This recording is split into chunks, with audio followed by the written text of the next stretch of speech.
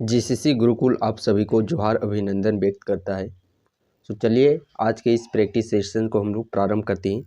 पहला प्रश्न आप स्क्रीन पे देख पा रहे होंगे, निम्नलिखित खनिजों में से कौन सा खनिज झारखंड के बगरू पहाड़ी में महत्वपूर्ण रूप से पाया जाता है। कहाँ पे? बगरू पहाड़ी में। तो बगरू पहाड़ी में इनमें से खनिज की बात करते हैं तो वह खनिज पाया जाता है बॉक्साइट खनिज। और बॉक्साइट खनिज के मेनली 3 जिलों का आप लोग को याद कर लेना है। पाट क्षेत्र के वो 3 जिले हैं, लोहरदग्गा, गुमला और लातेहार। सोना का यदि हम लोग बात करते हैं तो कुंदर कोचा काफ़ी प्रचलित है, जो कि सोना के लिए फेमस है। क्या चीज़? कुंदर कोचा। यहाँ पे यदि हम लोग तांबा की देख पा रहे होंगे तो तांबा के लिए कुछ प्रमुख है, जैसे कि घाटशिला, मुसाबनी, सुरदा, राखा। तो ये जो खदान है ये अभी समझिए कि स्वचालित है, यानी कि ये अभी खुला है, इसमें काम हो रहे हैं। बट यहीं पे जो 3 तांबा से रिलेटेड 3 खदान हैं जो कि बंद पड़ गए हैं, वो खदानों का नाम यदि बात करते हैं तो एक है बना लोपा। क्या चीज़? एक है बना लोपा, एक है बढ़िया और एक है पथा गोरा। बना लोपा, बढ़िया और पथा गोरा। तो ये 3 खदान हैं जो कि बंद पड़े हुए हैं, ये तांबा के खदान हैं। नेक्स्ट प्रश्न है, इनमें से कौन सा जंगली घास है जिसे कटोरे, पेन स्टैंड, कोस्टर और मैट में बुना जाता है, या डायड और कठिन और रंगीन सबसे बक्से, गुड़िया, टेबल मैट और क्रिसमस पेड़ की सजावट में बुना जाता है। तो वो कौन सा घास है? वो घास है सवाई घास। कौन सा घास? सवाई घास। नेक्स्ट प्रश्न देखते हैं हम लोग। तो माइका युक्त मिट्टी झारखंड में निम्नलिखित में से कौन से स्थान पर पाई जाती है? कौन सी मिट्टी? माइका युक्त मिट्टी। तो ये मिट्टी पाई जाती है कोडरमा और झुमरी तिलैया में।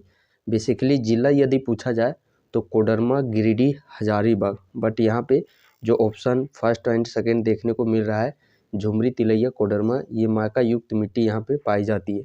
काली मिट्टी कई बार पूछा जाता है। सो काली मिट्टी राजमहल क्षेत्र में बेसाल्ट चट्टान से उसका निर्माण हुआ है।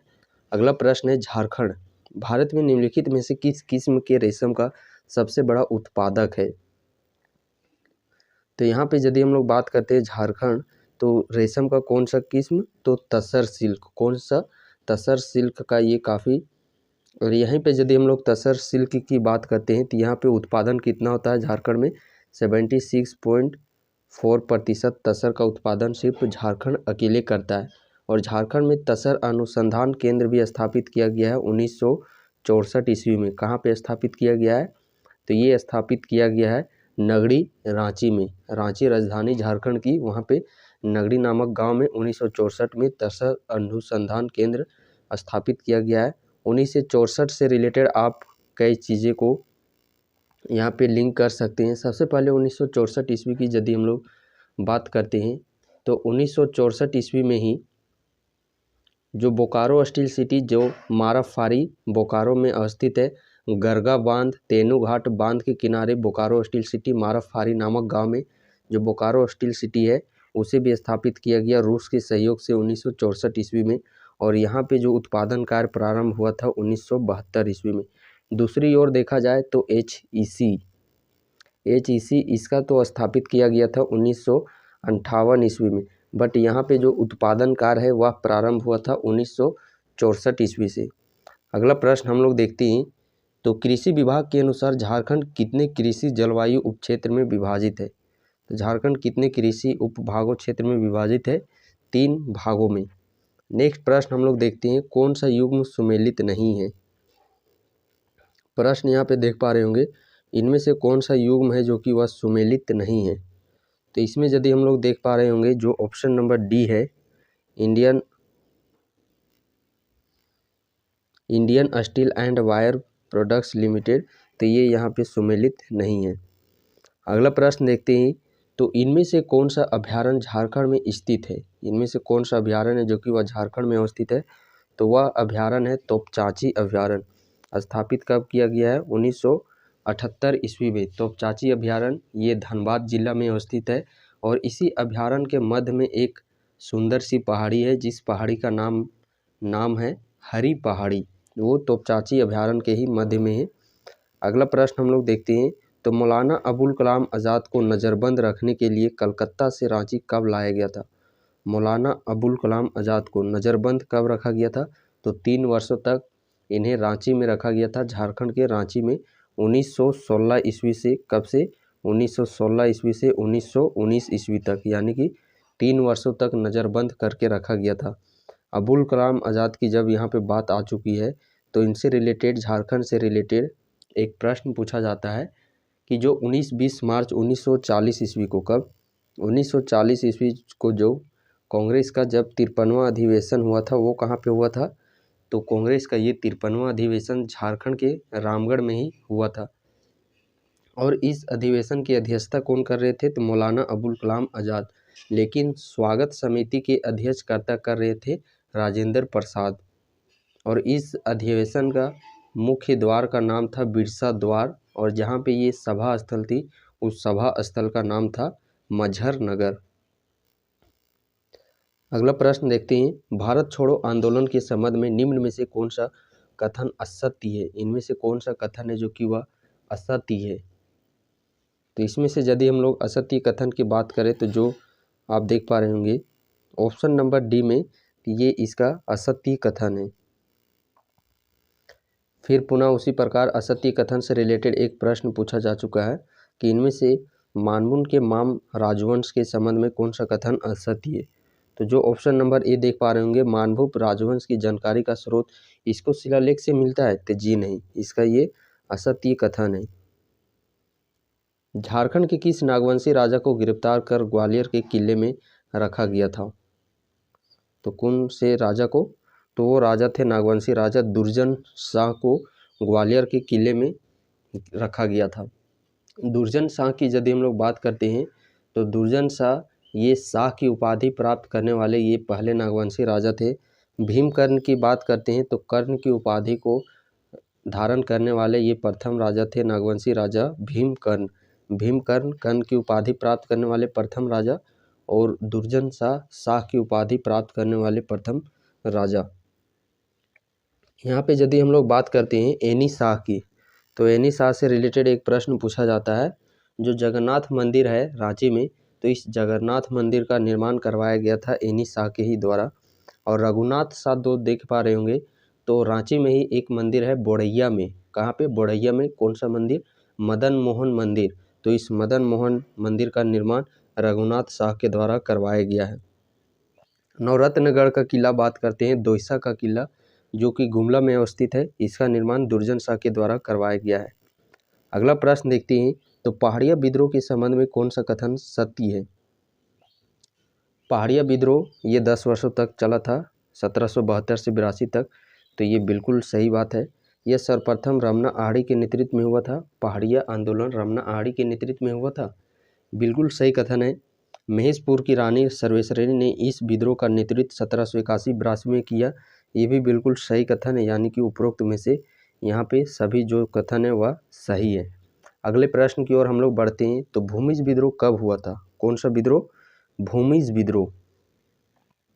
भूमिज विद्रोह की बात करते हैं तो ये कब की घटना है? 1832-33 ईस्वी की ये भूमिज विद्रोह की घटना है। गंगा नारायण से इसके प्रमुख नेतृत्व करता है। जस्ट एक वर्ष पहले बात करते हैं तो 1831-32, तो 1831-32 ईस्वी जो कि कोल विद्रोह की घटना है। कौन सा? कोल विद्रोह, जिसके प्रमुख नेतृत्व करता है बुद्धू भगत। अगला प्रश्न हम लोग देखते हैं, निम्न में से कौन सा कथन असत्य है? तो इसमें यदि हम लोग ऑप्शन नंबर ए की बात कर रहे होंगे कि 1946 के संसदीय चुनाव में जयपाल सिंह खूंटी के से विजय हुए थे, तो यही हमारा है जो कि वह असत्य कथन है। इसके अलावा जो सारे कथन है वह सत्य है।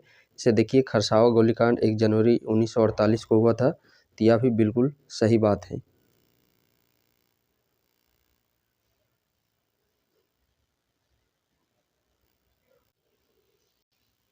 अगला प्रश्न है, छोटा नागपुर संयुक्त संघ का गठन, छोटा नागपुर संयुक्त संघ का गठन कब हुआ था?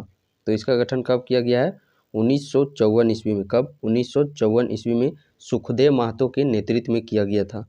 अदर ऑप्शन की बात करते हैं तो 1955 ईस्वी को रिलेट कर पा रहे होंगे आप लोग कि गोमिया बोकारो विस्फोटक कारखाना 1955 ईस्वी में ही, हजारीबाग जो अभयारण्य है उसे प्रस्तावित किया गया था 1955 ईस्वी में ही। शिक्षण संस्थान है XISS Xavier institute social science, इसका भी गठन 1955 ईस्वी में ही किया गया है। साथ ही साथ जो कनाडा बांध, मसानजोर बांध दुमका में अवस्थित है मैराछी नदी पर, उसे भी कनाडा देश के सहयोग से निर्माण करवाया गया था 1955 ईस्वी में। 64 ईस्वी जो कि अभी हम लोग जिक्र कर चुके हैं। अगला प्रश्न है रामगढ़ राजवंश। रामगढ़ राजवंश की स्थापना कब एवं किसने की थी? तो रामगढ़ राजवंश की स्थापना 1368 ईस्वी में की गई है बागदेव सिंह के द्वारा। किसके द्वारा? तो बागदेव सिंह के द्वारा। और रामगढ़ राजा की जो पहली राजधानी थी वो राजधानी थी सीसिया। क्या ची राजधानी थी? सीसिया। रामगढ़ राज्य की पहली राजधानी है सीसिया। क्या ची? सीसिया।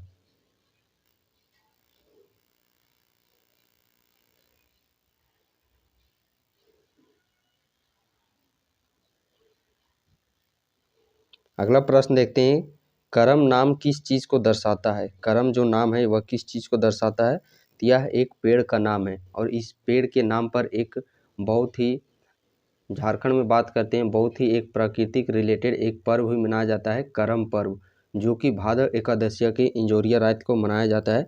बेसिकली इसमें लड़कियों के द्वारा और डंगुआ महिलाएं, यानी कि वैसी लड़की जिनका शादीशुदा हो चुकी है बट वो अभी तक माँ नहीं बनी हुई है, तो उन लड़कियों के द्वारा और उन विवाहित महिलाओं के द्वारा ये पर्व मनाया जाता है। अगला प्रश्न देखते हैं, तो इनमें से कौन सी झारखंड की चित्रकला शैली है? झारखंड की चित्रकला शैली कौन सी है?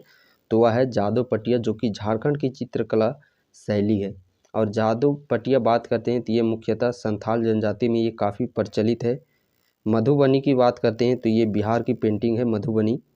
अगला प्रश्न है, निम्नलिखित में से कौन सा झारखंड के मल्होर और तांती जनजाति द्वारा एक परंपरागत प्राचीन धातु शिल्प है? ये प्रश्न पहले के प्रैक्टिस सेट में आ चुका है, तो आई होप आप लोग इसका आंसर है जो कि वह सही टिक आउट कीजिएगा। तो इसका सही आंसर क्या हो जाएगा? धोकरा। ये धातु शिल्प कला है। देन नेक्स्ट प्रश्न हम लोग देखते हैं, तो उरांव जनजाति। उरांव जनजाति भाषा एवं प्रजाति दोनों दृष्टि से किस जाति के हैं? कौन सी जनजाति? उरांव जनजाति। तो उरांव जनजाति ये किससे है? द्रविड़ भाषा से ये संबंधित रखती है। मुंडा जनजाति के सर्वोच्च देवता कौन है? तो मुंडा जनजाति के जो सर्वोच्च देवता है वह है सिंगा बोंगा और दूसरे सर्वोच्च देवता मरांग बुरुंग। और धर्मेश किनके सर्वोच्च देवता हैं? तो उरांव जनजाति के प्रमुख देवता हैं धर्मेश। निम्न में से किस विदेशी यात्री ने भारत भ्रमण के क्रम में राजमहल पहाड़ी के अथोभाग में रहने वाले आदि जाति का उल्लेख माली या सोरी के रूप में किया गया है? तो किसका उल्लेख देखने को मिलता है? मेगास्थनीज का। नेक्स्ट प्रश्न देखते हैं,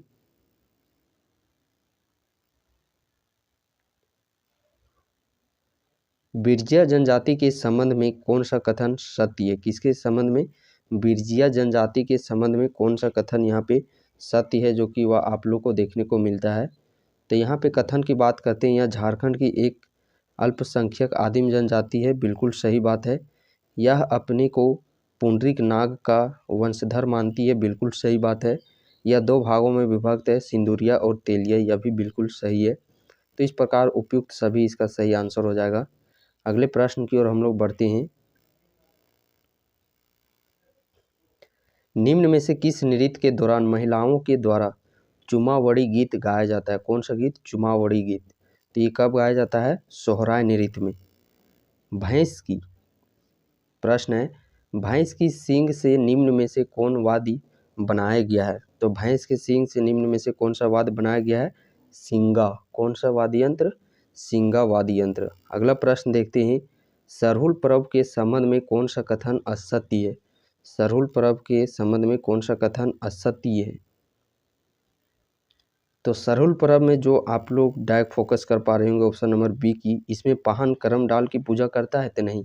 पाहन के द्वारा तो पूजा किया जाता है बट करम डाल की नहीं, बल्कि सरई सखुआ, जो झारखंड का राष्ट्रीय वृक्ष है सखुआ, उस सखुए वृक्ष की पूजा की जाती है।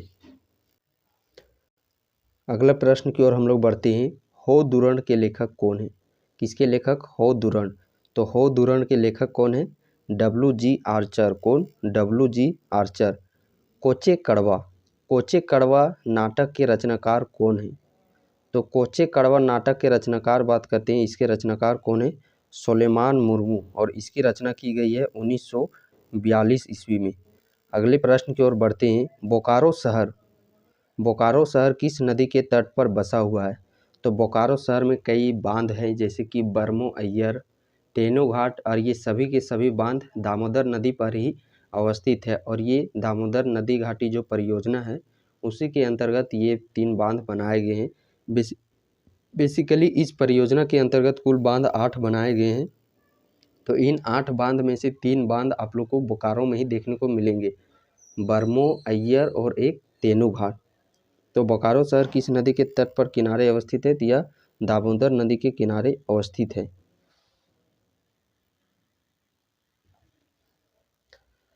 अदर ऑप्शन यहाँ पे आप देख पा रहे होंगे, को रिलेट करने की बात कहें तो अजय नदी ये मुंगेर बिहार से इसका उद्गम होता है। औरंगा की बात करते हैं तो ये उत्तरी कोयल की सहायक नदी है। उत्तरी कोयल के बेसिकली 2 सहायक नदी है, एक औरंगा और एक अमानत, जिसमें से औरंगा का उद्गम किस्कू लोहरदग्गा से होता है और अमानत का उद्गम चतरा से होता है। और उत्तरी कोयल ये अपने आप में सहायक नदी है सोन नदी की। सोन नदी जिसका उद्गम होता है अमरकंटक की पहाड़ी मैकाल पर्वत मध्य प्रदेश से। झारखंड के सिंहभूम जिले के निम्नलिखित तांबे की खदानों में से कौन सा अभी भी चालू है? तो देखिए, ये अभी जो पहला प्रश्न था इस सेट का, उसी में आप लोग को बताया गया था 3 फैक्ट्रियों के नाम जो कि अभी बंद पड़े हैं। और ये तांबा की फैक्ट्री है। तो बनालोपा बंद पड़ा है, पथा गोरा भी बंद पड़ा है और बढ़िया भी बंद पड़ा है। तो चालू कौन सा है? सुरदा। घाटशिला, मुसावनी, सुरदा, राखा, ये सभी अभी चालू हैं। अगला प्रश्न है, जगन्नाथ, पहाड़ी, देवड़ी, सूर्य तथा सती मंदिर, इतने जो मंदिर है यह किस जिले में अवस्थित है? तो ये सभी मंदिर रांची में अवस्थित है। देवघर का बात करते हैं तो देवघर में मोलाछी मंदिर, नौलखा मंदिर जिसे युगल मंदिर के नाम से भी जाना जाता है, बैद्यनाथ धाम मंदिर और साथ में तपोवन मंदिर। तो इतने सारे मंदिर देवघर में अवस्थित है। बैद्यनाथ मंदिर की यदि हम लोग बात करते हैं तो बैद्यनाथ मंदिर ज्योतिषलिंग और शक्तिपीठ दोनों में गिनती आता है। 12 ज्योतिषलिंगों में से एक और 51 शक्तिपीठों में से एक है। और ये जो बैद्यनाथ धाम मंदिर है इसका निर्माण गिदोर राजवंश के 10वें राजा पूरनमल के द्वारा करवाया गया है। बात करते हैं हम लोग ये बैद्यनाथ धाम तो अवस्थित है देवघर में, लेकिन यही प्रश्न पूछेगा झारखंड धाम। तो झारखंड धाम कहाँ पे अवस्थित है? ये गिरिडीह जिला में अवस्थित है। मल्लूटी मंदिर का नाम सुने होंगे, तो ये मल्लूटी जो स्थान है वो दुमका में अवस्थित है। और इसी मल्लूटी को मंदिरों का गांव के नाम से जाना जाता है, लेकिन मंदिरों का शहर उपनाम से तो वो देवघर जिला को जाना जाता है मंदिरों का शहर। अगला प्रश्न देखते हैं, आर्या स्कीम, क्या चीज़? आर्या स्कीम का संबंध किस क्षेत्र से? तो आर्या स्कीम का संबंध हम लोग यदि बात करते हैं तो ग्रामीण युवकों को कृषि की ओर आकर्षित करने में इसका संबंध है। आर्या ये बेसिकली ये योजना की बात करते हैं तो जो यहाँ झारखंड में निवास करने वाले जो मजदूर हैं तो वो पलायन हो जाते हैं, सिर्फ धान की खेती करते हैं और कुछ समय के लिए यहाँ पे आते हैं, फिर यहाँ से पलायन कर यानी कि दूसरे राज्य में चले जाते हैं काम को लेकर के। तो उसी चीज़ से ये आर्या रिलेटेड योजना बनाई गई है कि उनको ज़्यादा से ज़्यादा किस प्रकार फोकस उनका किया जाए कृषि क्षेत्र में, ताकि वो पलायन करके दूसरे राज्य ना जाए, बाकी वो अपने ही राज्य में कृषि क्षेत्रों में। अगला प्रश्न है, आदिम जनजाति के लोगों के आवास निर्माण हेतु कौन सी योजना शुरुआत की गई है? किनको? आदिवासी जो आदिम जनजाति है इनको आवास निर्माण हेतु कौन सी योजना प्रारंभ की शुरुआत की गई है? तो इनके लिए बिरसा आवास योजना की शुरुआत की गई है। अगले प्रश्न की ओर हम लोग बढ़ते हैं। तो मुख्यमंत्री दाल भात योजना के संबंध में कौन सा कथन सही है? मुख्यमंत्री दाल भात योजना के संबंध में कौन सा कथन सही है? तो यह योजना 15 अगस्त 2011 में लागू की गई थी। बिल्कुल सही कथन है। वर्तमान में सभी प्रखंडों में इसका संचालन सुचारू रूप से किया जा रहा है, ये भी बिल्कुल सही कथन है। इस योजना के तहत अब 5 रुपये में एक समय में भोजन मिलता है, बिल्कुल सही कथन है। यानी कि उपरोक्त सभी ये सारे के कथन सही है। और इसी जो मुख्यमंत्री दाल भात योजना है, इस योजना का नाम चेंज करके कर दिया गया है कैंटीन योजना। क्या चीज़? इस योजना का नाम कर दिया गया है कैंटीन योजना। अगला प्रश्न है, झारखंड के किस जिले में राज्य सरकार द्वारा संचालित तीरंदाजी अकादमी है? तीरंदाजी अकादमी, तो ये तीरंदाजी अकादमी कहाँ पे है? सरायकेला खरसावां में। सरायकेला खरसावां में तीरंदाजी अकादमी है।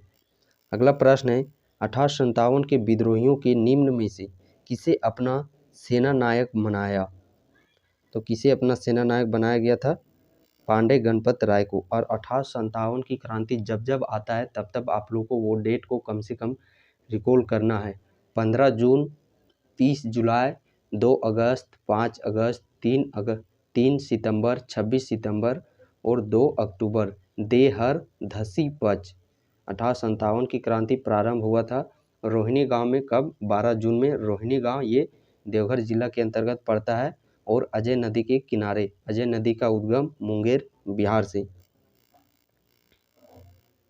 अगला प्रश्न है, भारतीय थल सेना की ब्रिगेड ऑफ द गार्ड्स के लॉन्च नायक अल्बर्ट एक्का निम्न में से किस युद्ध में शत्रुओं के हौसलों को विफल करने के मातृभूमि की रक्षा करते हुए स्वयं शहीद हो गए? तो ये भी कई बार आप लोगों को बताया गया कि वो शहीद कब हुए थे। तो करगिल युद्ध, भारत पाकिस्तान के बीच में युद्ध चल रहा था 1971 ईस्वी में, तो वो वहाँ पे शहीद हो चुके। इस कारण से इनको फिर मरणोपरांत परमवीर चक्र से सम्मानित किया गया है 1972 ईस्वी में। और ये झारखंड के अभी तक एकमात्र और पहले रह चुके हैं जिन्हें परमवीर चक्र से सम्मानित किया गया है। इनके नाम का अल्बर्ट एक्का स्टेडियम जो कि गुमला में इसे स्थापित किया गया है इन्हीं के नाम पर। अगला प्रश्न देखते हैं, तो झारखंड को भारत के कलात्मक नक्शे पर महत्वपूर्ण स्थान दिलवाने वाले चित्रकार हरेन ठाकुर कहाँ के रहने वाले हैं? कौन? हरेन ठाकुर। तो ये हरेन ठाकुर जो कि रांची से बिलोंग करते हैं। गायब होता हुआ देश उपन्यास के लेखक हैं। किस उपन्यास के? गायब होता हुआ देश। तो इस गायब होता हुआ देश के उपन्यास के लेखक हैं रणेंद्र। अगला प्रश्न देखिए, बजट से रिलेटेड प्रश्न पूछ दिया गया है कि झारखंड बजट में आगामी वित्तीय वर्ष 2022-23 में एग्री स्मार्ट ग्राम योजना के अंतर्गत प्रथम चरण में कितने गांवों का चयन किया गया है? तो प्रथम चरण में कितने गांवों का चयन किया गया है? 100 गांवों का। कितने गांवों का? 100 गांवों का।